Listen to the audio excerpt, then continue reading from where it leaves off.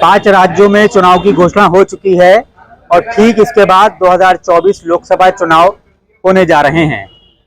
कांग्रेस और बीजेपी प्रमुख दावेदार माने जा रहे हैं। एक तरफ कांग्रेस ने एक गठबंधन बड़ा तैयार किया है, दूसरी तरफ जो बीजेपी है उसका ये कहना है ये गठबंधन बेकार का है, ये बेकार बात कर रहा है। इसके साथ ही ओबीसी का मुद्दा भी छाया हुआ है। बीजेपी सरकार कह रही है कि सब कुछ ठीक चल रहा है, जो कांग्रेस है वो हिंदुओं की तोड़ने की बात कर रही है ओबीसी का मुद्दा उठाकर। कुछ लोग हैं हमारे साथ, उनसे जानना चाहेंगे। मैडम आइए, आपसे ये जानना चाहेंगे सर, क्या लगता है आपको आने वाले समय में मोदी आएंगे, योगी, राहुल गांधी आएंगे, क्या लगता है आपको? यानी कांग्रेस और बीजेपी आने वाले समय में कांग्रेस को आना ही आना है। तो ये सरकार तो बहुत बढ़िया चल रही है। ये सरकार बहुत बेकार चल रही है। कैसे? ना तो नौकरी है कहीं, सब साड़ खा गए खेत, सिलेंडर इतना महंगा हो रहा है। अनाज तो मिल रहा है, कहीं नहीं मिला। 5 किलो में क्या पेट भरता है किसी का? 5 किलो अनाज में किसी का पेट भर जाएगा? जहाँ 10 लोग हैं परिवार में।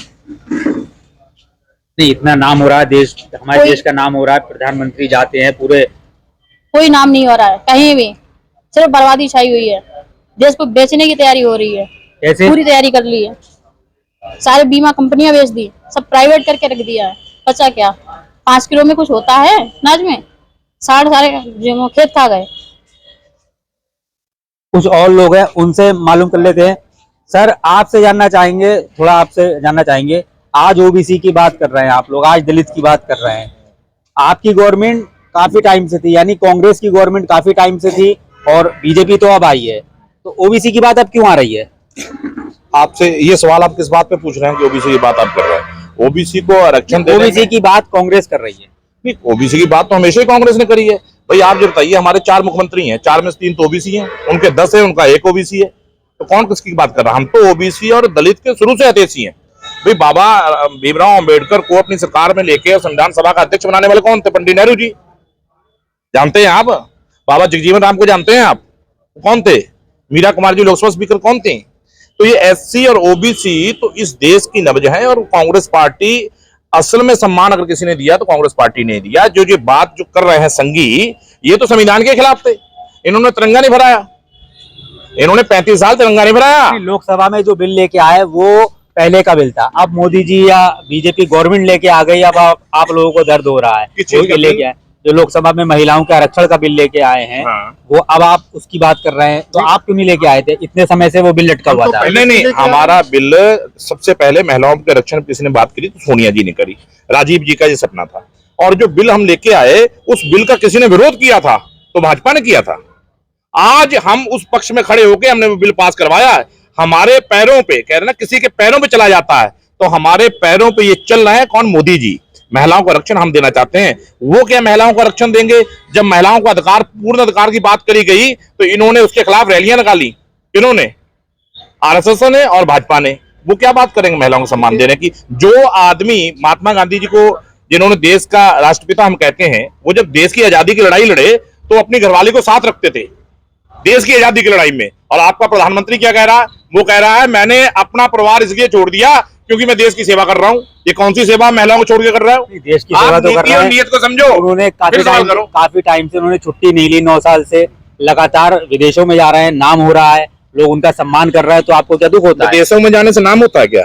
विदेशों को जाके आप लेके क्या आते हैं, उससे नाम होता है। आप विदेश में जा रहे हैं, ऑडिटोरियम में आप वहां पे कर रहे थे क्या?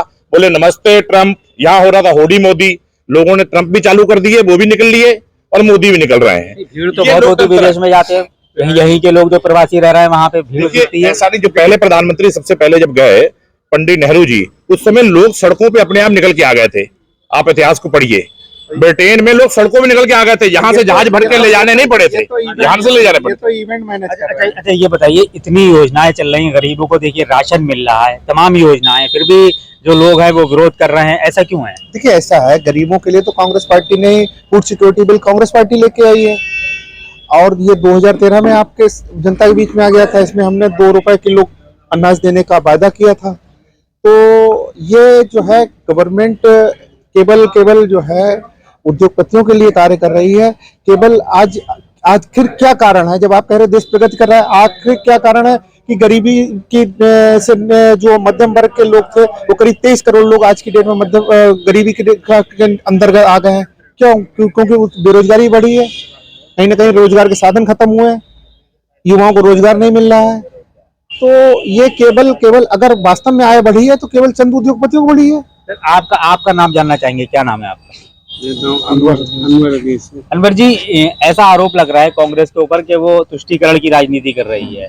मुस्लिम बहुत पिछड़ गए, अब सरकार काम भी कर रही है मुस्लिमों के लिए, कई सारे उन्होंने काम भी किए। मान लो जो कोई एक महिलाओं के लिए उन्होंने एक कानून बनाया 3 तलाक का, ठीक है, तो कहीं ना कहीं काम कर रही है। और भी मदरसों के लिए भी काम कर रही है सरकार, आधुनिक मदरसे चाहती है। तो आपको क्या लगता है सरकार कहाँ विरोध में है?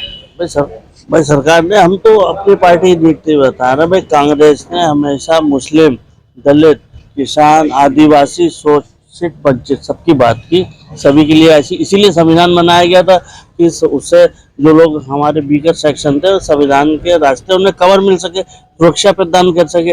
और वो यह संविधान में हथौड़ा चढ़ाने का काम कर रहे हैं, जिससे मुस्लिम, अल्पसंख्यक, सिख, मुस्लिम, दलित, आदिवासी, पिछड़ी जातियाँ, इनका सारे राइट खत्म हो जाए। जब आरक्षण खत्म हो जाएगा तो सरकारी नौकरी कौन बात करेगा? तो ये सब है। और कांग्रेस ने हमेशा ही मुस्लिम क़यादत को आगे बढ़ाने का काम किया, दलित क़यादत को आगे बढ़ाने का काम किया। 5-5 मुख्यमंत्री, अब ये लोग नहीं जानते, 30 साल से तो गवर्नमेंट नहीं है। जब कांग्रेस में जो सक्षम नेता होता है, मुस्लिम जिले में होता था, जिले में बढ़ाने का काम करते थे, प्रदेश में होता था, प्रदेश स्तर पर, राष्ट्रीय स्तर पर होता, चाहे राष्ट्रपति बनाने का काम हो, केंद्रीय मंत्री बनाने का काम हो, 5-5 मुख्यमंत्री मुस्लिम दिए। इसी तरीके दलितों को भी आगे बढ़ाने का काम किया, और इसी तरीके हम पिछड़ी जातियों को भी आगे बढ़ाने का। कांग्रेस में जो सक्षम नेता होता है, मुस्लिम जिले में होता था, जिले में बढ़ाने का काम करते थे, प्रदेश में होता था, प्रदेश स्तर पर, राष्ट्रीय स्तर पर होता, चाहे राष्ट्रपति बनाने का काम हो, केंद्रीय मंत्री बनाने का काम हो, 5-5 मुख्यमंत्री मुस्लिम दिए। इसी तरीके दलितों को भी आगे बढ़ाने का काम किया, और इसी तरीके हम पिछड़ी जातियों को भी आगे बढ़ाने का। हमारे 4 में से 3 मुख्यमंत्री पिछड़ी जाति है। भाई राहुल गांधी का भी हम संसर्च कराएंगे, इनकी जाति मालूम होना चाहिए। 10-15% लोग, 80% लोग हक पे डाका डाल रहे हैं, इनके अधिकार है। आज 90 सेक्रेटरी है, उसमें 3 आते हैं, मतलब जिसकी सबसे ज्यादा आबादी है, मतलब ओबीसी के 3, और बाकी सब 15% है, उसमें 10% सब लोग को आरक्षण मिल रहा है। चलिए और लोग हैं हमारे साथ। आपसे जानना चाहेंगे, चुनाव 2024 नजदीक हैं, क्या लगता है आपको कौन आ रहा है, कौन सी सरकार बनेगी इस बार? बीजेपी की बनेगी, कांग्रेस की? क्या लगता है? पब्लिक उसका हिसाब करेगी, कौन क्या करेगा। हमारे भारत के प्रधानमंत्री सन 2014 में नरेंद्र मोदी जी बने हुए थे, तो उन्होंने एक वादा किया था कि हम जितने बेरोजगार हैं, बेरोजगार लोगों के लिए बेरोजगारी दूर करेंगे। लेकिन अभी तक कोई मुद्दा हमारे सामने नहीं आया जिससे कि बेरोजगारी दूर हुई हो। जो हमारी बेरोजगारी दूर करेगा, हम पढ़े लिखे नवयुवक बहुत लोग देश में हैं, इनकी अभी तक बेरोजगारी दूर नहीं हुई है।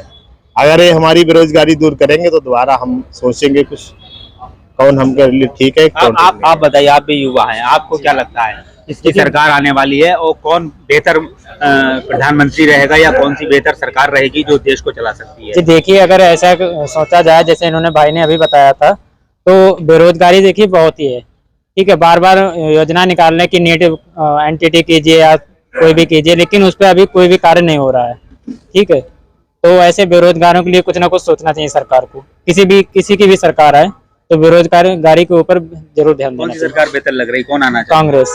क्यों, कांग्रेस में क्या है? नई जब सरकार आएगी तो कुछ ना कुछ कार्य अलग करेगी भाई। अगर पुरानी सरकार रहेगी तो वही कार्य करेगी जो करती आई है। क्या ये सरकार अच्छा काम नहीं कर रही है? शिक्षित युवकों के लिए तो कोई अभी रोजगार नहीं मिला है। कुल मिला के लोगों का अलग अलग कहना है। कुछ युवा थे जिन्होंने बताया कि जो रोजगार है सबसे बड़ी संख्या उन लोगों की है जिनको बेरोजगार हैं, उनको नौकरी नहीं मिल पा रही है, सरकार नौकरी नहीं दी पा रही है। अब आने वाले समय में ही पता चल पाएगा कि सरकार किसकी आती है।